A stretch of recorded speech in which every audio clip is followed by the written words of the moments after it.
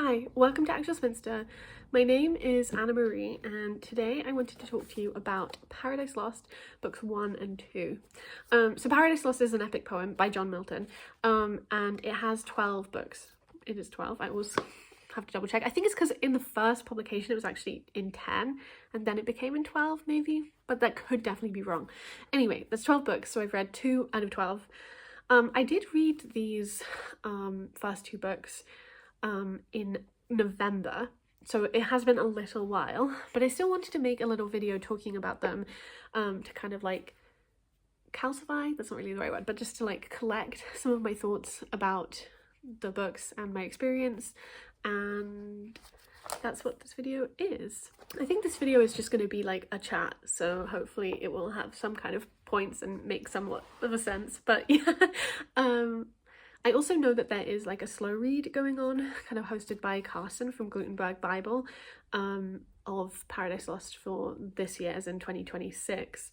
So I also thought it would be nice to make this video as well, because I think like if you've been participating in that, then you can also chat with me about books 1 and 2 right now. So yeah, I guess I wanted to start by talking a bit about the experience of reading this, because I would say it's a very difficult text. It is quite difficult to pass in general, I think, and there are a lot of sort of like epic metaphors and epic similes, which I feel like it's very easy to get lost in them and be trying to figure out what that is meaning and losing the fact that it's a simile and it's actually about a different scenario. But I feel like because of the way that Milton was trying to basically write a like Virgil's Aeneid kind of energy, he was writing in a particular form, although he also was writing in English as opposed to in Latin, as also a statement about that too. I do also think, I'm sure people say this a lot, but I do think that one of the things that's really helpful to like understand this is to like read it aloud or listen to people reading it aloud. There are quite a few like free versions of it being read, and I think there was some kind of like 450 John Milton celebration where a bunch of different academics took it in turns to read out loud one book. I'm not sure that I found all of them online, but I think you can find like at least the first 3 books, I think. It is also like a fairly well-known story, although even then, like obviously it's not completely, like it's this is about Satan and the fall of men and women from the Garden of Eden, right? It's about sin, man's first rebellion. And it was published originally in 1667, which is after the English Civil War, which is what John Milton was like living through. I believe that like quite a lot of it was developed by Milton like in his head, and then he would like speak it aloud to an amanuensis who would write it down. I'm not totally sure, and like John Milton isn't my specialty, but I have gotten much more interested in this, partially because I read it for the course that I was teaching assistant for, which was like not major but just like a little bit of teaching assistant stuff, and so I attended a seminar where this was like books 1 and 2 were the material that they were talking about, and I wanted to be prepared for that, and also I have wanted to reread Paradise Lost for a really long time, so I felt like it was a really great opportunity for me to do that finally and to like begin, because it's obviously quite like I said, it's quite like a difficult text. It's quite tough to understand. It's also just like very dense. I don't know, I lost what I was saying, but yeah. Oh yeah, but like, so through that course I did learn more things about John Milton on purpose, and I have said this before as well, but like I've studied in A-level, so like 13 years ago now, we did do books 9 and 10, which I believe is the fall from Eden of Adam and Eve, as part of my A-levels, but that was a very long time ago. And I also have to say, like, I do think it's kind of sad that in these courses, like, you're not reading the whole book. Like, I obviously understand that's a big undertaking, and I guess you kind of would have to just have it as a whole like module, because I think expecting people to read all of it for one seminar would be just too much to ask, especially considering the seminar I went to, I was genuinely quite shocked at how few people had actually read books 1 and 2, or I was kind of shocked that like, okay, I understand that maybe they haven't read book 2, but there were so few people who had even read book 1, which I thought was wild, especially considering how many things like the module conveners and stuff were like offering to help people read it. Like links to it being read online or like whatever. So anyway, that was kind of wild to me, but it didn't surprise the teacher that I was like shadowing. So but I do also think it's a shame that you don't read the whole epic poem. But again, I do understand from a practical level. I think especially for book one, which is like the very beginning, we begin with like Satan in hell talking to his angels. They set up pandemonium, which is the obviously a word that now means something else, but like is the name of the like castle building tower that they build to rule over the lands of hell for Satan and his angels. And I think that book one is just like has all of these very vivid images, like very vivid. I feel like, you know, Satan chained on like a lake of fire, and like the very beginning images is like so strong. I feel like, yeah, vivid. And I thought that was really interesting to like read, because I guess I didn't expect that. And I do feel like, even though I have now read this quite a long time ago, those images have really stayed with me in a way that I didn't expect them to. And also just like the descriptions of hell are very interesting because they're quite like paradoxical. There's a lot of like, there's a darkness to all of it, but there's still a sense of seeing, which I think is quite cool.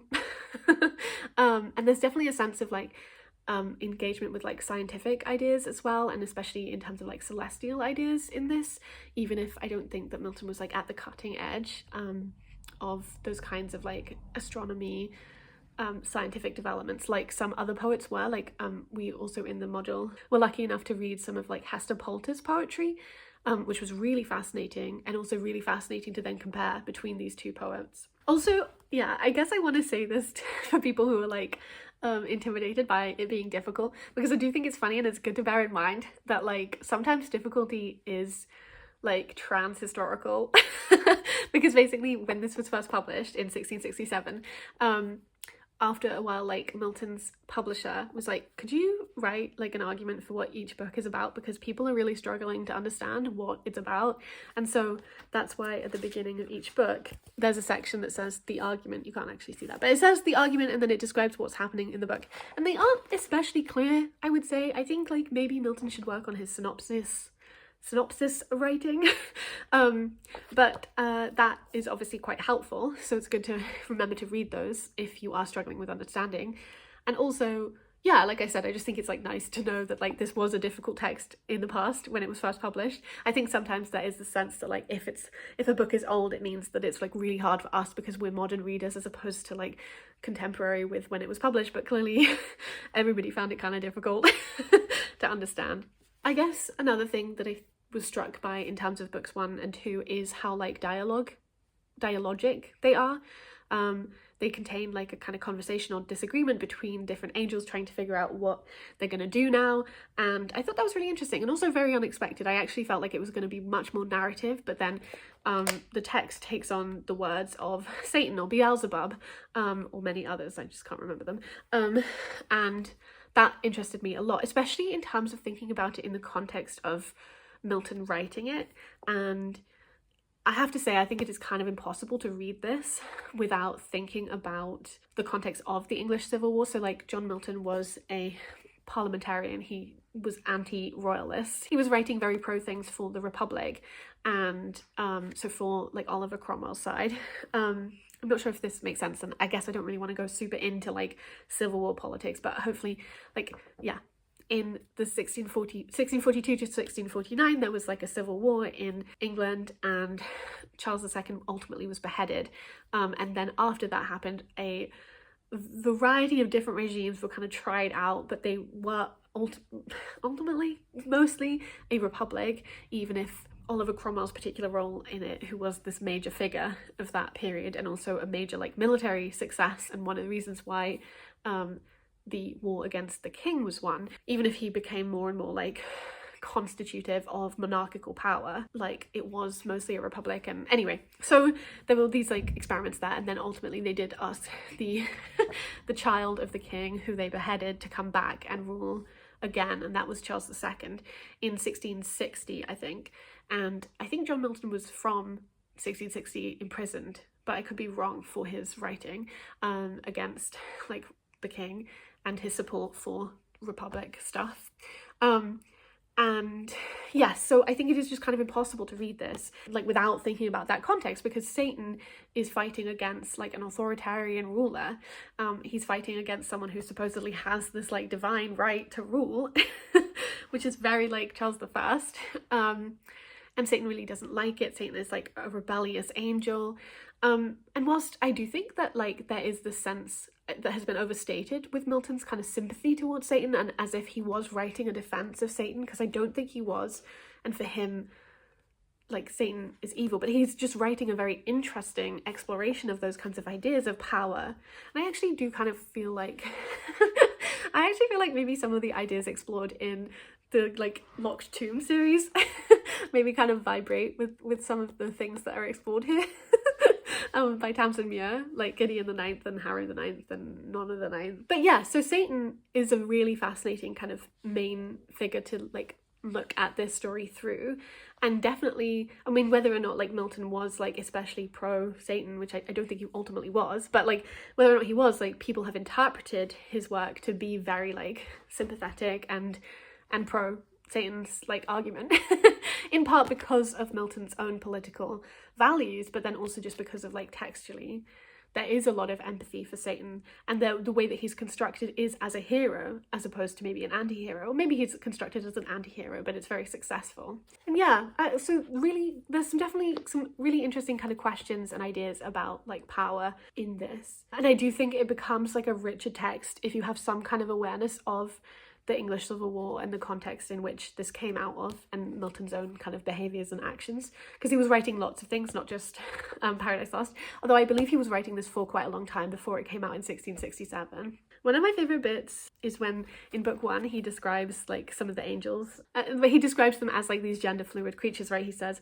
"For spirits when they please can either sex assume or both, so soft and uncompounded is their essence pure, not tied or manacled with joint or limb, nor founded on the brittle strength of bones, like cumbrous flesh, but in what shape they choose, dilated or condensed, bright or obscure, can execute their airy purposes, and works of love or enmity fulfill." So angels are trans is what we've what we've discovered. No, but I like that a lot, and I obviously also think it makes sense, like why would an angel have like gender in terms of like human made gender stuff? Doesn't make any sense. Is there another bit that I'd like to read out loud? I don't know. "So stretched out huge in length the arch-fiend lay, chained on the burning lake, nor ever thence had risen or heaved his head, but that the will and high permission of all-ruling heaven left him at large to his own dark designs, that with reiterated crimes he might heap on himself damnation, while he saw evil to others, and enraged might see how all his malice served but to bring forth infinite goodness, grace and mercy shown on man by him seduced, but on himself treble confusion, wrath and vengeance poured. Forthright, upright he rears from off the pool his mighty stature, on each hand the flames driven backward slope their pointing spires, and rolled in billows leave in the midst a horrid veil. Then with expanded wings he steers his flight aloft, incumbent on the dusky air that felt unusual weight, till on dry land he lights, if it were land that ever burned with solid, as the lake with liquid fire, and such appeared in hue as when the force of subterranean wind transports a hill torn from Pelorus, or the shattered side of thundering Etna, whose combustible and fueled entrails thence conceiving fire, sublimed with mineral fury, aid the winds, and leaved a sinaged bottom all involved with stench and smoke. Such resting found the soul of unblessed feet. Him followed his next mate, both glorying to have escaped the Stygian flood as gods, and by their own recovered strength, not by the sufferance of supernal power. I'm not sure that I finished my point about like how like dialogue heavy it feels, and why that feels quite like important, because I guess in that context of both like censorship in terms of like Republican ideology and thought and writing after the king came back, or like after a king came back, it feels kind of powerful that Satan is speaking in his own voice and telling his own kind of thoughts. I don't know, that makes it sound kind of silly as a point, but I hope that sort of makes sense. I think I have a few more things to say, but I'm almost sort of done. I guess sticking with Satan and like his kind of representation, I did want to share some images which I thought were really interesting, and I do think are like one of the reasons why Paradise Lost is so fascinating is because it has an extremely long history of reinterpretation and interpretation, because it was published in 1667, which is a long time ago, and then it was found at various different points by other people and other kind of like literary or like cultural and artistic movements who took inspiration from it, or who like rethought it, who reframed it. And one of those most kind of famously was like the Romantics, especially in terms of like William Blake, but also like Mary Shelley's Frankenstein. It has a reference to it has an epigraph about Paradise Lost, because she was very inspired by it, and like the creature in Frankenstein is himself inspired by it, and like feels deeply kind of seen in Paradise Lost. But yeah, so there was this idea that Satan was like a sublime hero, which is a very like romantic idea, like not like romance novels, but romantic as like this kind of particular artistic movement. And so I think it's really fascinating to be able to then engage with this book as and see it through the eyes of different people, including people who were a long time ago as well. And so William Blake, for example, like he did a lot of like illustrations of Paradise Lost. There's lots of them, and different kind of, I think there's like 3 different collections that have some vaguely different and some almost exactly the same versions of his illustrations. I think they were mostly all made like between 1805 and 1810, but I could be wrong. I guess this video is also kind of inspired by my experience of like being in a classroom where this was being taught, but like not as a student, as a you know, an observer slash like non-student taking the class, because one of the things that I thought was interesting was that they used these drawings, and I believe they're watercolors actually, so these paintings by William Blake, as a way to get people to talk about this text and about the representation of Satan in particular. So I will show the image, well, the 2 images that I want to talk about, I guess I'll show you, and then I would love to hear your thoughts about them in the comments. So the first is from an illustration of Paradise Lost, and it's Satan like comforting his angels. I'm not sure if that's the exact title, but that's what's happening in this image. And Satan is very like muscular, and he's standing like a statue, and he's, you know, he's got his arms outstretched, I think, and he's like trying to galvanize his angels not to be so sad, afraid, upset. And obviously we have some of the things that like Milton writes about in terms of Satan's like body, his like mighty stature, and his obvious like strength. I think William Blake is one of the people who very heavily like identified Satan as like the main protagonist, and was like, Milton was of the devil's party, of Satan's party, even if I don't think that William Blake's reading of Satan is particularly close reading. I don't think he used the text in a particularly like committed way. I think he was more like vibes based, which is a fair enough reading. But yeah, I think this is a really interesting kind of representation of that moment of Satan kind of trying to speak to his angels and get them to feel less terrible about what's happened. Because basically it starts in the middle of a moment. Like book 1 isn't the beginning of the story. It starts at a point where like Satan has gone to war with heaven, and then they've just been like thrown down into hell in defeat. So we're starting with defeat, which again is very meaningful in terms of like the English Civil War context of politics and things. Not to be that person who's always like, we have to historicize, but in this case it's like right there. And then the other image that I think is really fascinating that William Blake produced was, I can't remember the full title either. I think it's from 1805, and I think it's called Satan in His Glory or something. It's Satan pre-fall, so it's actually Lucifer technically, because that was his name before he fell.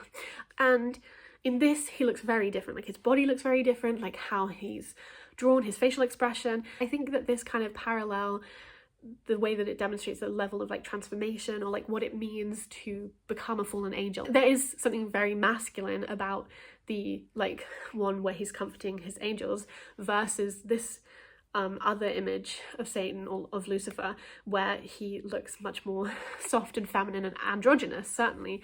And yeah, I would also love to know which one you like best. I love the Lucifer painting, but everybody I've asked has preferred the post-fall painting, which I think is incorrect, but I would love to hear your opinions about it. I haven't talked that much like indirect about book 2, but that's because it doesn't feel quite as like memorable as book 1, but it's also partially because it actually does have like a much sort of grosser aspect to it, and it definitely is where the kind of like female grotesque is at its most evident, with the character of Sin, who is Satan's daughter, and then also has borne him a child, which is death.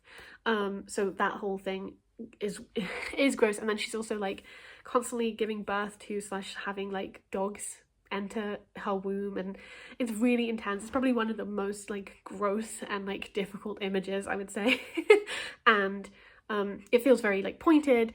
Obviously this is a story about like the fall of Adam and Eve, and like how much Eve is to blame in that is like obviously one of the things that like I guess misogynists love to kind of emphasize. I think I will end this maybe by reading Amelia Lanier's like defense of Eve, actually, so we can see another opinion that is contemporaneous with, or like just about, I think, contemporaneous with Milton, and how maybe like women were interpreting the story of Adam and Eve. But yeah, in this it's just it's very intense and pretty horrible. And anyway, so you know, but also very like, again, very like vivid, very interesting. I think William Blake also has some images of the meeting between Satan, death and sin. I think one final thing I wanted to say about this in particular is one of the things that I learned being in that class and like watching the lectures, and I'm glad I did, it was very interesting, is that that Milton created a lot of words. I believe he created quite a lot more than like Shakespeare, quite a lot more than most people. Whether or not they're like in use today is maybe up for debate. Yeah, I think it invents about 630 new words, which is a very large number of words, including satanic, which like of course, and like pandemonium, which I've already said. Some of the other words were terrific, stunning, enjoyable, sensuous. I think that's a killer. I think we have to give Milton like a huge star for sensuous, like great word. Fragrance, which is kind of crazy. He also developed the sort of term outer space in this, which again is really interesting, and again kind of comes into some of the way that this is engaging with like scientific knowledge at the time. And the idea of like the heavens, the cosmos, stars, planets. Unaccountable, irresponsible, excellent, unoriginal, and also self-delusion, or like self-delusion, which again is very interesting. Those are only a few. Obviously 630 is a huge number, and there's definitely a few that like are kind of terrible, like he coined them, but it's like we shouldn't use those.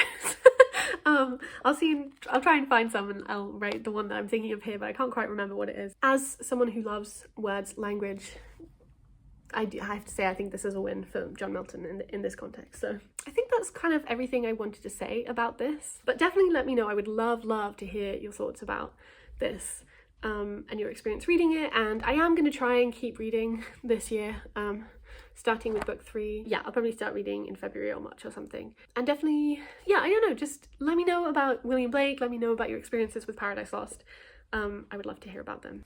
Let's go find a poem. Eve's Apology. Sorry, that's what it's called. I think it was published in 1611. I'm not sure if this is the whole poem, but let's read it and I'll note if it is an abridged version. Okay, Eve's Apology.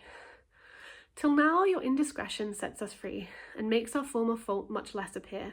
Our mother Eve, who tasted of the tree, giving to Adam what she held most dear, was simply good, and had no power to see. The after-coming harm did not appear, the subtle serpent that our sex betrayed, before our fall so sure a plot had laid. That undiscerning ignorance perceived, no guile or craft that was by him intended, for had she known of what we were bereaved, to his request she had not condescended. But she, poor soul, by cunning was deceived, no hurt therein her harmless heart intended, for she alleged God's word, which he denies, that they should die, but even as gods be wise.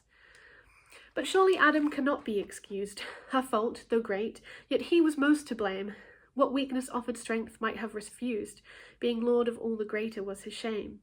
Although the serpent's craft had her abused, God's holy word ought all his actions frame, for he was lord and king of all the earth, before poor Eve had either life or breath. Who being framed by God's eternal hand, the perfect man that ever breathed on earth, and from God's mouth received that straight command, the breach whereof he knew was present death, yea, having power to rule both sea and land, yet with one apple won to lose that breath, which God hath breathed in his beauteous face, bringing us all in danger and disgrace. And then to lay the fault on patience back, that we, poor women, must endure it all. We know right well he did discretion lack, being not persuaded thereunto at all. If Eve did err, it was for knowledge's sake, the fruit being fair persuaded him to fall.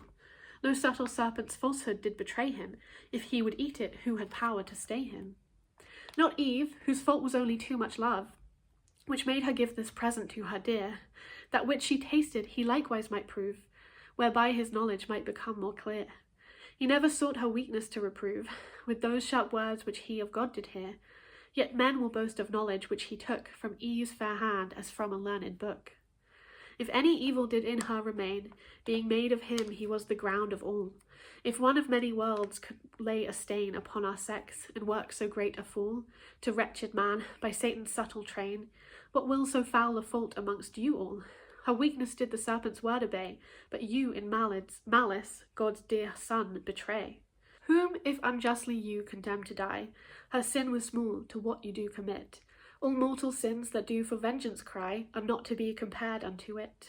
If many worlds would altogether try, by all their sins the wrath of God to get, the sin of yours surmounts them all as far as doth the sun another little star. Then let us have our liberty again, and challenge to yourselves no sovereignty. You came not in the world without our pain, make that a bar against your cruelty. Your fault being greater, why should you disdain our being your equals free from tyranny? If one weak woman simply did offend, the sin of yours hath no excuse nor end. I think that's a really excellent poem, and I'm really glad to have discovered it through some of the work that I was doing last term. Okay, I will leave that there, and I will talk to you when I next talk to you. Bye!